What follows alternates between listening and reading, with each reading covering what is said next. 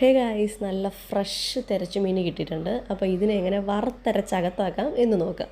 ആവശ്യത്തിന് തേങ്ങ എടുക്കുക, നന്നായിട്ട് മൂപ്പിക്കുക. മൂത്ത് വരുന്ന തേങ്ങയിലോട്ട് വറുത്ത് വെച്ച മല്ലിപ്പൊടി, മുളക് പൊടി, മഞ്ഞൾപ്പൊടി, കുരുമുളക് പൊടി, പുളിയും കൂടെ ചേർത്തിട്ട് നന്നായിട്ടൊന്ന് മൂപ്പിച്ചെടുക്കുക. അപ്പോൾ മല്ലിയും മുളകും ഇച്ചിരി കുറവായിരുന്നതുകൊണ്ട് ഞാൻ കുറച്ചും കൂടെ മൂപ്പിച്ച് ചേർത്ത് കൊടുക്കുന്നുണ്ട്. ഇത് മിക്സിയിലിട്ട് നന്നായിട്ട് അടിച്ചെടുത്തിട്ട് അരപ്പിൽ ചേർത്ത് കൊടുക്കാം. ചെറിയ ഉള്ളിയാണ് ചേർക്കേണ്ടത്, ഇല്ലാത്തതുകൊണ്ട് ഞാൻ സവാളയാണ് ഗൈസ് ചേർത്ത് കൊടുത്തത്.